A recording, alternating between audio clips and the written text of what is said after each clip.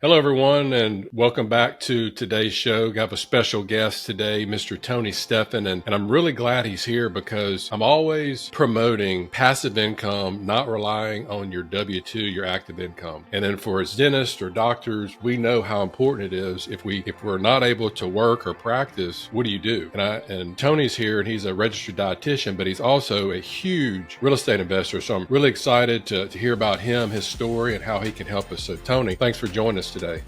Jeff, appreciate it, man. Very excited to be here. Thank you for putting this on and creating such a great resource for your community. And I'm excited to add value and share whatever I can to help you and your guests out. So tell us, how does a registered dietitian go from teaching people what to eat to multi-million-dollar real estate portfolio? Kind of take us back a little bit about how it all started.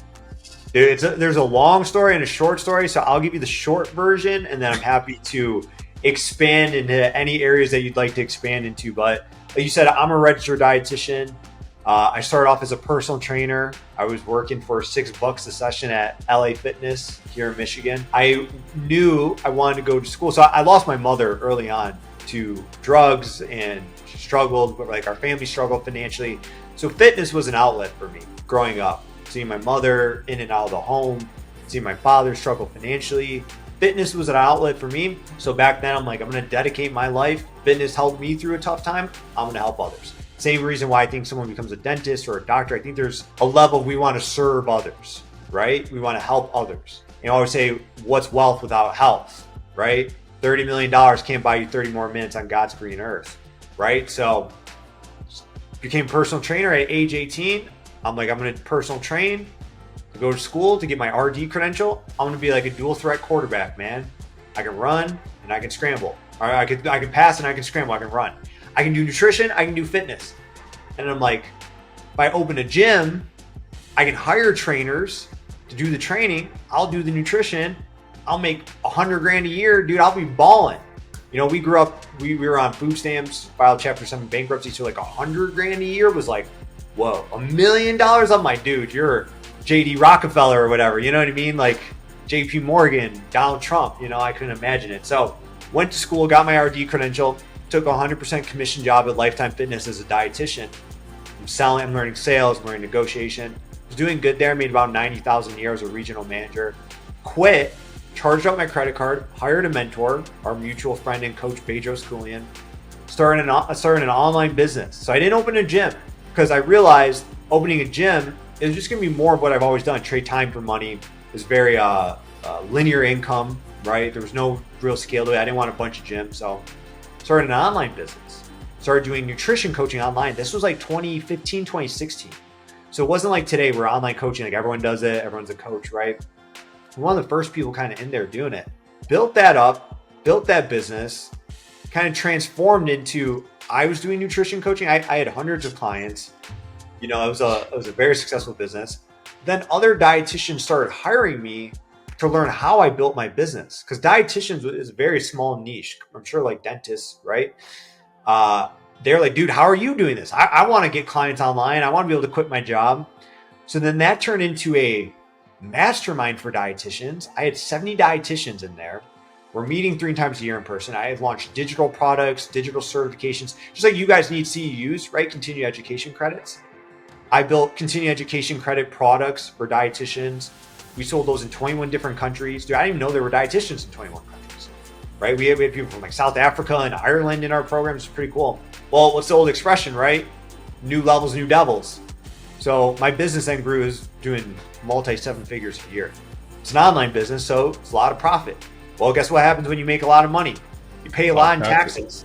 Oh yeah, the number one expense for most business owners that they don't even realize is income tax, right? And I wasn't sophisticated in this. Like I said, I grew up without money, so I was never like, oh man, how do you mitigate taxes? How do you what's tax planning versus just tax filing, right? My 1 year, I think it was 2020, I owed $400,000 at the end of the year, and fortunately, we had the money to pay it, but I was like, never again.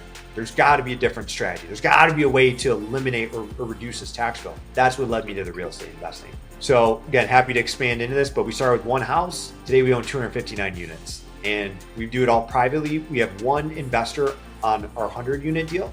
It's a $15 million asset, 100 units. Everything else is just my wife and I. So I would say my story and what I believe in is, number one, it was personal development. Your income never exceeds your mindset, right? Your level of personal development is everything. That was my first kind of pillar. Second is a business, right? Once you develop personal development, you develop a skill set, start a business if you can, because you're always going to make more money in a business. And then use that business not to go buy what we call the bullshit, right? The bling bling, the rollies and the cars. Use that business income to go buy assets, preferably assets that produce income and can lower your taxes, like real estate. Real estate's the only vehicle that you can not sell, get massive tax benefits, get all of your money out of it, and like I said, not lose the asset via cash out refinance. So that's kind of the pillars: is build yourself, build your business buys your assets buys your freedom and the fun stuff you want to buy. That's a lot to unpack, that's for sure, going from your journey to that. But so the majority of the people watching this, they have their business or they have their practice. You know, they're successful doctors, dentists, high income earners. They've spent a lot of time, money, resources to get to where they are today. They're making good money, so they have the business. You know, to me and to them as well, we've been so brainwashed from the financial advisors that we have to put money in the stock market, we have to put money in a 401k, and we have to work, you know, sort of the Dave Ramsey philosophy, which is, you know, he's mainly to the masses. You know, you need to work until you're in your 60s or 70s. But when you hear things like you're talking about and what I preach on and what I've heard, it's like, oh, it's too risky or whatever. And I understand it's not for everybody. If you're comfortable with doing what you're doing now and you don't want to change it, that's fine. But, you know, for me, having a snow skiing accident years ago, that was my wake up call that if I can't use my hands, I'm screwed. You know, you as a dietitian, you know, if something happens with your hands, you can still, you know, do your working with clients or whatever. I mean, I guess you get your wife to work the mouse or keyboard or whatever. But so what, you know, what would you say to the person that's relying on one income stream out there that they're comfortable what they're doing, but as you know, you never know what can happen. What would you say to that person that's relying on one income stream? Worst number in business is one, Jeff, right? One income stream, one way to get customers, one revenue source, one marketing source, right? So you just have to be realistic with yourself. The only constant in business is change, right? Look at what COVID proved. Because like that you just shared, your aha moment was a skiing accident, right? My aha moment was COVID. We saw businesses decimated in COVID. Like literally overnight shutdown, right? Hotels, restaurants, hotels. Whoever thinks a hotel isn't going to be dental practices, right? Real estate agents, non-essential businesses, right? Now my business was booming then because people were stuck at home. I was online, people had stimulus checks, but it opened my mind that if anything ever changed in my business, I'm screwed. So why not use this business to produce profit? That's what the goal of a business. But then take your profit to buy assets. You have to get your money to work harder for you than you work for it, or you will work until the day you die, right? And I would just challenge anyone to go through. I mean, your story is a perfect example. God forbid you can no longer work, you lose it all. And if you lose it all, what are you going to do, right? What are you going to do? So that's what motivates me. That's why I think everyone, like you said, if your audience is high income earners, you're paying a lot in taxes. So right away, real estate can eliminate or reduce your tax bill. I haven't paid income tax in 2 years. I'm never paying it again, Jeff. Thank you to real estate, depreciation, cost segregation studies. So number one, at least, God dang, we work so hard for our money, man. You know what it's like being an entrepreneur. Your audience knows what it's like for being an entrepreneur. Why are we paying so much in taxes, right? To things that probably don't support and believe in, right?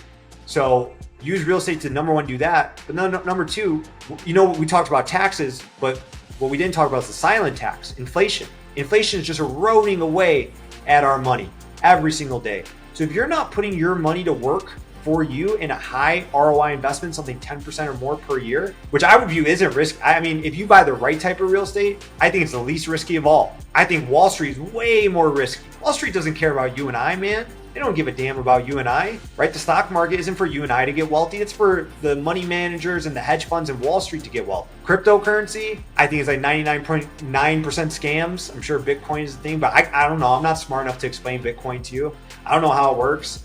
I can't even get Wi-Fi on a Delta flight. I don't believe in the blockchain and all that and the metaverse. I don't know, man. We're a long way away from that. I can't even get stable Wi-Fi. You know what I mean? On a Delta flight. Real estate just makes sense, man. Everybody needs a home. For me, I started off in apartments, investing in apartments, and then have transitioned into RV parks and mobile home parks. Yeah. And whenever, and I'm sure people ask you this as well. So they'll come to me or they'll come to you and go, hey, you know, what should I invest in? You know, does it matter what you invest in? You know, what do these numbers mean? You know, what about the person out there that's listening to us and they're going, okay, well, I kind of want a direction or path to get started on. What would you tell that person that's tired of busting their butt, making a lot of money, paying a lot of taxes? Well, maybe give them a couple of steps to get going in the right direction. Number one is education, right? You have to start with education. Education precedes change always. So get educated. Like Jeff just talked about RV parks. I've always been fascinated with RV parks. I don't know anything about it, right? Open yourself up to a broad range of education. Like we do multifamily. There are people that do Airbnb. I'm not a huge fan of Airbnb. I think the regulation is very scary. There are people who do single family. Just become educated. Listen to Jeff's podcast. Check out my YouTube, Bigger Pockets. I listen to a lot of Bigger Pockets because you're going to learn about what do I like, but also more importantly, what do I not like, right? Like what doesn't make sense to me? What doesn't excite me? Then start small. Like I started with single family homes. Knowing what I know now, I would never do single family homes again. There's no scale. What did we talk about? The worst number in business is 1. So I own a 100-unit apartment. 5 people move out. I don't care. I don't feel it. Everything is paid. The payroll is paid.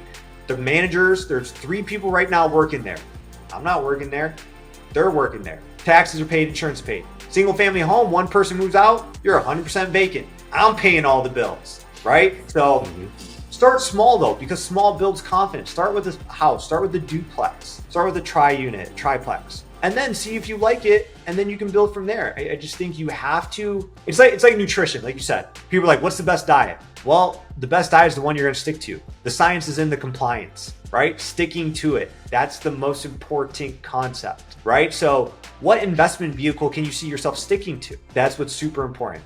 And if you don't want to actively be in it, there are passive investments with real estate. You can invest with people in a syndication, right? To where you can put your money into that. We've thought about maybe doing that in the future. That's a whole different business plan. Mm-hmm. But you're right. There are people who are like, dude, I'm so busy in my business. I've got children. I've got my big family. I travel, whatever. So then a passive investment opportunity is huge. I would just be very cautious. Make sure you know who you're putting your money with. Because there's just been nightmare stories, especially the last couple of years. Everyone wanted to be a syndicator. Everyone wanted to be a multifamily operator, right? People raised a bunch of money and then they lost a lot of money. So just be cautious. Do your homework. Do your research. Yeah, to that point, people will reach out to me and they know that my business partner and I, we own 25 RV parks. We do syndications. And they'll email me out of the blue, hey, Jeff, I see what you're doing or whatever. How can I become a general partner with you? And I'm like, well, what's your real estate background? I don't have any. And it's just like, so you want to go from college to being a doctor, but you don't want to go to medical school. And it's mind boggling to think, if you were to tell somebody that, like, oh, that doesn't make sense. But when they come to ask you questions like that, they just think they can jump in. So, when I started off as a limited partner in a syndication. Apartment syndication, did some more. So I was learning the lingo, I was learning the ropes, but I wasn't like actively involved, like managing the tenants and property and all that. Then I finally transitioned out of that into being a general partner. So for somebody out there that's working full time as a W-2, would that be a good way to kind of transition into it? Or what would you maybe recommend doing to maybe just kind of help them put their toe in the water, see if they like it or not? Being an LP is great because you're safely on the sidelines. Right? LP limited partner. You're like, hey, I'm in the game, but I'm on the sidelines. I'm not running the play. It's a great place to learn, especially if you're a syndicator, like I'm sure how you guys are. I'm sure you educate your investors. You give them updates.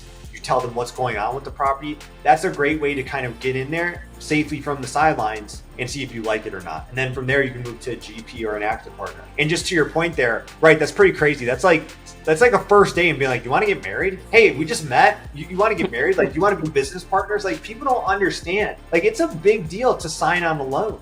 It's a big deal to sign on a partnership, to sign on a mortgage, to sign on a business plan. Like, when you buy any type of investment property real estate, you have to submit a business plan to the bank. You got to sign on that saying we're going to hit that. Why would you just partner with somebody on that who's like, yeah, I've never even met you before, you know? It's crazy, but that's people for you. It is so true. Now, for somebody out there that maybe they're thinking about kind of what you did, you were a registered dietitian, and then you stepped it up, you got a side hustle, you started teaching registered dietitians about your business. So people, again, out there that maybe they have a skill, they're a doctor, they're a dentist, they know something else, they have their own niche, they're successful in it. Somebody that's thinking about starting like a side hustle like that you've done, what is something that they could do? Maybe they're not comfortable doing real estate, but they're like, hey, I'd like to do another income stream, like teaching other people something or doing something like that. What would you say to that person to get started? Skills pay the bills, baby. And the better skills you get, the more money you make. And also, if people don't know you, they can't flow you, right? So get your behind on social media. Dude, I love the doctors I get on TikTok, like the cardiologists who break down these are the most heart healthy foods. These are the most carcinogenic foods. Hey, I'm a cancer doctor. Here are 5 things that cause. I love that. I've never seen a dentist. I don't know. Maybe I just don't get targeted. I'm sure there are. Mm-hmm. But social media, that's how I built all my first business. It's all social media. We don't pay for ads on social media. Everything we do is organic. And like I said, that's been multi-millions of dollars of profit, not just revenue, profit. So go on social media, demonstrate for free your knowledge and your skill set, solve problems for free, and solve them so well for free that people end up paying. That's how it works, right? So if you're a dentist, if you're a doctor, start a TikTok, start a YouTube, start answering the common questions you get all the time and see what that turns into. I don't know how that would work with like telehealth for dentists and doctors. Obviously, there's a way to do it, but then maybe you start consulting other physicians how to grow their practice in person, other dentists how to grow their practice. There's so much. People just want to skip all that though to making money. See, I just went on the internet to help people, and I went on in there like I'm going to do this for the rest of my life. So I don't care if in the first 60 days I don't make a bunch of money.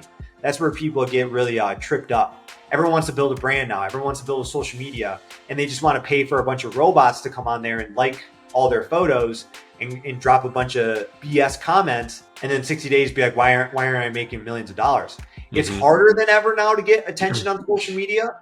That's why you got to do what Jeff's doing here is collab, bring other audiences in. Because when he interviews me, I'll share it to my platform. So my audience meets Jeff, Jeff's audience meets me.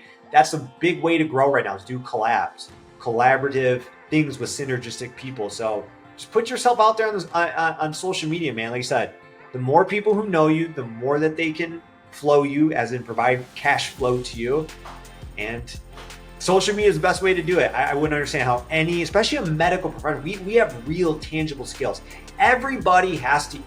Everybody has to be healthy. Everyone has to brush their teeth. You and I have a limited span of customers, right? So it's like, how are you not out there on social media educating and speaking to people? Health and fitness is the #1 business out there, right? That's a multi-billion-dollar annual business every year. What kind of my aha moment, and you can probably attest to this too, after I'd unlearned everything that I learned about money, was I thought about up until that point for 10 years, and you mentioned earlier about getting your continuing education credits. Think about it. For the first 10 years, I was going to dental meetings to do one of 2 things. Number 1, to learn more, to become a better periodontist, to build my practice, to grow, and to provide better services to patients. Number 2 was because we needed the continuing education hours. You have to, your state board requires you to have so many hours every year or every 2 years. Well, for the first 10 years, I'm going to dental meetings with people that are there just because they need to get the hours, right? They don't really care about growing that much or networking or whatever. It's just, hey, I'm going to go there. Let me get my hours, my sheet, and I'm gone. Once I got out of that dental network and got into other ones that you're in and that other people are in, that want to grow, that want to expand, it's like, and then I start seeing these memes and these phrases about, hey, your network is your net worth and success is proximity. It's true, right? I mean, what would you say to that? Oh yeah, man. You are the average of the 5 people you hang out with, right? Bad company corrupts good character is what the Bible says, right? So there's power in proximity. We ran masterminds per year. We're running an in-person event a week from today, next Friday. So 50 people come in, right? That's why You got to go out there and be around people. You got to be around people doing things. Like in an earlier question, you're like, if someone's comfortable, what do they do? Well, a good way to get uncomfortable is to get around people doing more than you are. And it helps you realize, right, how small you're playing. I believe we're put on earth to give and to grow, man. The more people I help with my business, the more that comes back to me. The more I grow and expand, means I can give to others. I think we're all put here on earth to become the best version of us humanly possible and then give that person. And we always talk about 4 areas: faith, fitness, family, finance, right? So if your business is doing good, but your health is all screwed up, you can't give to the world, right? You can't help other people, right? So vice versa, right? If your family's really good, but your business is suffering, it's like you can't help people. So yeah, man, you got to get around people. You got to get around people doing more than you, and that's how you level up. That's why I hired a coach back when I was 25. I'm like, I'm making 90 grand a year as a dietitian. I'm comfortable. I'm in my 1-bedroom apartment. I'm chilling. I had a little Cadillac. I was like, I'm doing great. And I flew out to California, charged up my credit card because I didn't have all the money. I'm around this guy who's a multimillionaire. I'm like, whoa. Okay, mindset. Same thing when I had my little single families and I met someone who owned 1,000 units. I walked down a big apartment building. I'm like, whoa, right? New levels, new devils. You have to expand your horizon. Yeah, I remember back in the day, like in dentistry, everybody was talking about, that $1 million practice. That was the goal, is to get $1 million practice. And, you're aspiring to do that. And then once you start going to meetings and meeting people that are doing $1 million a month, it's like you're thinking, holy cow, right. It just changes your mindset. I had Grant Cardone, I interviewed him last year on the show. Wow. And he was looking at my business. And, we have a group of accredited investors that in a passive investor circle that have access to our RV park deals. And at the time I had like right at 1,000 people. And I, in my mind, I'm thinking, hey, I'd like to grow this. I didn't say this to him. I was like, hey, I'd like to grow this to like 1,500, 1,800 people. He's the king of 10X. He's like, Jeff, what would happen to your business if you 10X that? If it went from 1,000 investors to 10,000? And it's just like, I didn't think about that. Once you take those blinders off, anything in your life, you start thinking differently. Right? I mean, what would you say about that? I love it, man. The power of proximity. Have you ever heard the story of Julius Caesar and the statue of Alexander the Great? No. So Julius Caesar, we all should probably know who he is and not just Google it, right? Essentially invented everything like the modern calendar, the aqueduct system, right? Like astronomy, all that. Like the Romans did that. So Julius Caesar, though, up until maybe his mid-30s, mid-40s, he was just average. He was like an average senator, just kind of whatever. He landed, I might butcher this a little bit, but the context is what's important. He landed on shore somewhere. I think it was in Egypt. It was Alexandria, the city that Alexander the Great had conquered. And he got off and there was a life-size statue of Alexander the Great. And the story goes, Julius Caesar felt an overwhelming sense of emotion. He sensed the aura of this man who conquered the known world by age 33. Right? He felt the energy, he felt the emotion, he felt everything about Alexander the Great, and he fell to his knees and he began to cry because he realized he was not living up to his God-given potential. And the story goes, he stormed out from there and set off on the trajectory to become the Julius Caesar, right? The first emperor of Rome, one of the greatest conquerors of all time, whatever. But it was that proximity. Is the law of environmental exposure. The law of environmental exposure says once I'm exposed, I cannot be unexposed. Mm-hmm. Just like you're saying, if you're like, I need to make $1 million a year, you meet someone making $1 million a month, you can't not see that anymore. You've been exposed. You can't be unexposed. So if you're not exposing yourself to those environments, you're not growing. That's true. Kind of like if you're staying at like Holiday Inns and stuff like that, where we used to stay at, and then you stay at like a Ritz-Carlton one time, it's like you can never go back to the Holiday Inn, right? Dude, that's so true. Dude, that's how I was. I used to take the Spirit flights. When I started my business, I didn't have the money. I used to stay in the Holiday Inns or whatever. And yeah, you go in first class, you go on a Ritz-Carlton, you can't go back, man. You can't go back. You're like, oh my God, you've been exposed. But that's what I mean. People, there's that level of you need that exposure. You absolutely need that exposure. And speaking of that, we go through our whole careers and we're making good money and we're living a good life. And then as you get closer to retirement, people are thinking about, and they're actually don't even realize this. They're like, okay, I want to make sure that when I retire that, all my expenses are much lower, and everything just becomes like a scarcity mindset again. I'm like, wait a minute, you work your whole life and you want to live like a miser? What's the point in that? And then once they look at it from that point of view, you're like, yeah, you're right. I'm like, that is the craziest thing ever. But that's how people think, Isn't that that's insane to me? Or it's like the millionaire. I'm a millionaire on net worth on paper, but oh man, I can't. We want to split the bill when we go out to eat, and we can only take one trip, and it's got to be like the discounted flights and all that. That's where, like you said, these just misconceptions, right? Misconceptions, man. It's not about achieving some level. Like, oh, I'm a millionaire. I know a lot of broke millionaires, man. And like you said, there's poverty money, but then there's poverty mindset. There's like broke, like I was broke. I was never a poor mindset.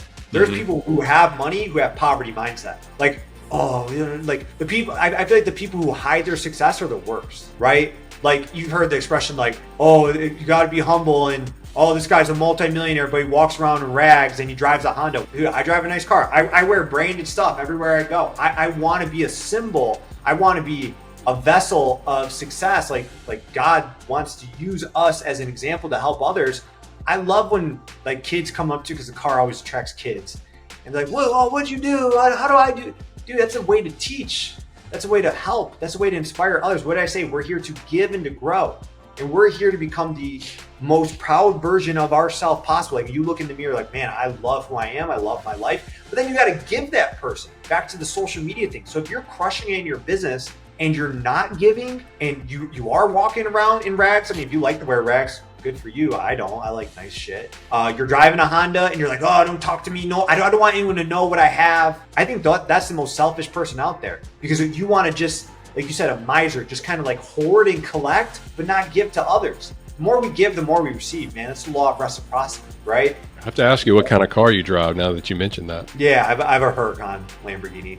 Oh, awesome. Yeah. But see, yeah, it's true, because think about it. If you have a kid growing up and you've trained with that kid and he's like the best quarterback in the area, but yet your kid's like, I would rather just sit on the bench during the games and let the other people play. Like, what's the point of that? You have all this ability, go out on the field and show it, right? 100%. It's kind of like, if God is giving us, he's giving all these gifts to you, Tony, and then you're like, okay, I appreciate it, God, but I'm not going to like show other people and help other people. I'm just going to keep it to myself. You're right. It's real selfish. The most selfish people out there are the ones who hide their success. And again, I'm not saying you need a nice car to be successful. I actually, again, I know a lot of people with nice cars that are paycheck to paycheck, one month away from insolvency. It's whatever motivates you. Like, that motivates. I growing up as a kid, man, when we were struggling, I used to have the little like Lamborghini calendars, So to me, that was just a trophy along the line. But my biggest, that's not a flex. The flex is my apartment buildings, my 259 units. That's the real flex. So it's whatever motivates you, whatever inspires you. You need to go accomplish that, and then give that to help other people get that. That's the whole point, right? So we all win. This isn't a zero-sum game. This isn't like, I win, you have to lose. It's, we can win together. That's the whole point. What keeps me going is, my direct messages or, text or whatever from people going, Jeff, I had one earlier this week. This dentist was investing in a self-directed account, self-directed IRA account into real estate. Well, actually, they had an IRA or a 401k, and I walked them through and I set them up with people that could help them take money out of their traditional account to a self-directed account, and then that self-directed account into real estate. Nice. And it's a very time-consuming, tedious process. And over the last few weeks, I've kind of helped this person. I hadn't heard from them again. Well, just out of the blue, they're like, you know what? I was able to meet up with the people and do the things you help. He said, I can't thank you enough to do this, to have somebody that I can trust to walk me through that. I didn't make any money on doing all that, but it's stuff like that keeps me going. Why keep that knowledge to myself that you can use retirement account money to invest outside the stock market? So if you know something out there that can help other people, like you said, help people do it, get on social media. If we all help each other, it would just be a much better place, 100%, man. I agree. Well, Tony, I I respect your time, and I really appreciate all the insight and value. You've definitely pumped me up. I know that you have a website, YouTube, things like that. So if people want to kind of see what you're doing, how can they reach out to you? Where can they find you? Yeah, Jeff, appreciate you, and thank you for creating this great resource for everyone out there. I always love connecting with other health and medical professionals, so appreciate you, man. So I'm just Tony Stephan on all social media. Instagram and YouTube are my main ones. So YouTube, TonyStephanTV.com, or just put Tony Stephan into the YouTube search, it'll come up. Website is TonyStephan.com. Instagram, Tony Stephan. TikTok, Facebook, LinkedIn. Just put Tony Stephan into Google. Main thing. But if you guys really want to learn more about the multifamily, we document everything we do on our YouTube. So just TonyStephanTV.com. That's big. We bring you to our properties. We show you everything. And I really believe now more than ever, not just social media, but what we call a PMP, personal media platform. Podcasting and YouTube are the number one tools out there. Instagram, it's so, right? It's really changed recently. The reach is so diminished. Facebook is, if you're not running ads, TikTok, who knows? Is it going to be here 5 years from now? If not, I don't know. But YouTube and podcasting is huge, so shout out to you for that. I got a question, man. Settle this debate for me. If you don't go to the dentist every year for a cleaning, is it really bad? Because I heard like ancient Egyptians had perfect teeth, like in the skeletons and all that when they discovered them. They obviously never brushed their teeth in that. So settle the debate for me once and for all, Jeff. That's a good question. I guess my first thought that just hit my mind was what's offered for food, our diet, is way different now than it was back then. There wasn't all the sugar and processed crap. There was just like cheetahs and deer and whatever they could catch. Right now it's donuts and chocolate. So it's probably back then it wasn't as bad, but now from what I see, it's a good idea to go once, at least once a year to get a checkup and get them cleaned. There you go. Good. I'll tell my wife. She's been avoiding it, and she tried that argument. I was like, I don't know. Let me ask Dr. Jeff. But I appreciate everything you've done. I appreciate sharing that with me, guys. If you weren't able to write all those links down, just look below. I'll put all of Tony's links in the video below. Thanks again, and we'll be talking to you soon. Thanks, man.